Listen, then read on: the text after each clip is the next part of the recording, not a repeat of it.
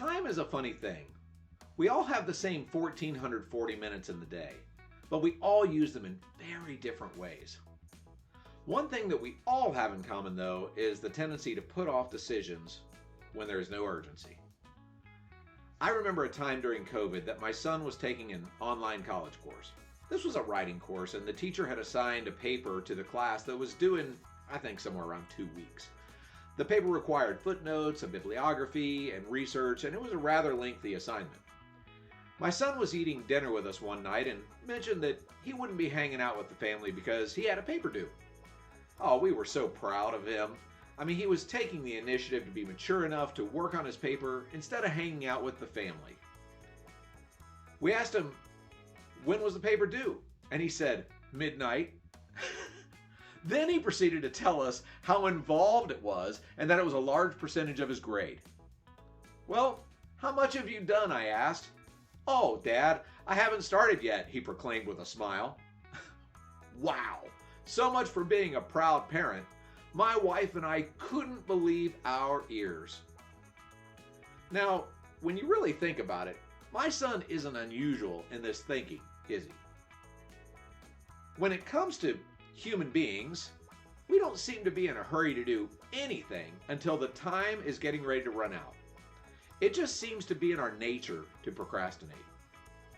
That's the same with your clients. Your clients sometimes want what you're selling, and sometimes they even need it, but they just are not in a hurry and they always want to think about it. Well, when you run into this situation, it's your responsibility to remind them of why they came to you in the first place. When I run into someone who doesn't have any urgency in purchasing, I remember a passage in the Bible that's in the book of James, chapter 4, verses 13 through 15. And it says this.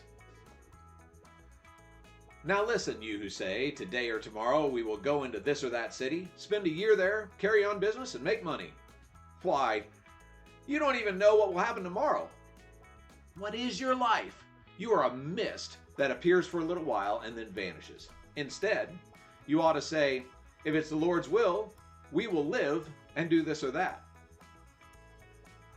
The point is that we don't know what tomorrow brings, and your clients want something because it will make them feel good. They're searching for a feeling.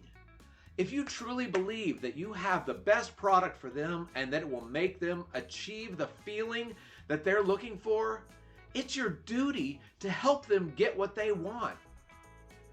One way to help them make a decision is to help them understand that they deserve to have your product. They've worked hard to be able to afford it, and they want it, and they should have it. Another way to help them make a decision is to isolate the reason why they want to put off the decision. You could say something like this. Mr. Customer, when I run into someone like yourself that wants to think about a major purchase, it usually revolves around 3 things. Me, the product, or the money. So let me ask you, is it me? Have I done something to offend you, or have I said something wrong? Because if I have to apologize and I'll get you someone else. I don't want to be the reason you don't get to enjoy this amazing product. Now, most of the time the client's going to say, oh, no, it wasn't you. It wasn't you.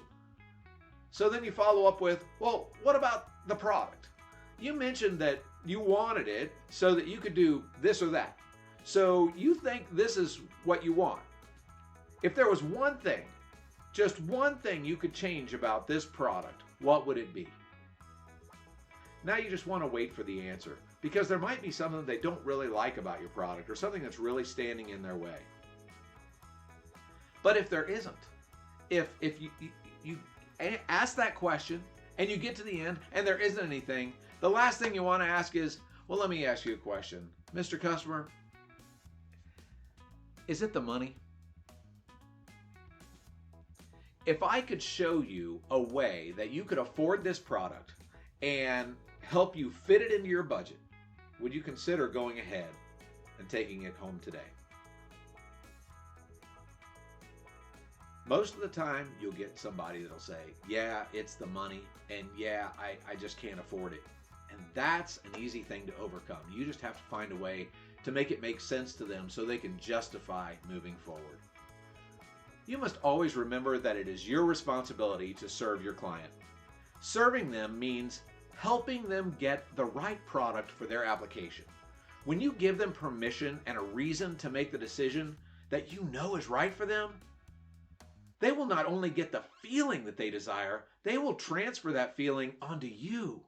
And that's when your client transforms into an advocate.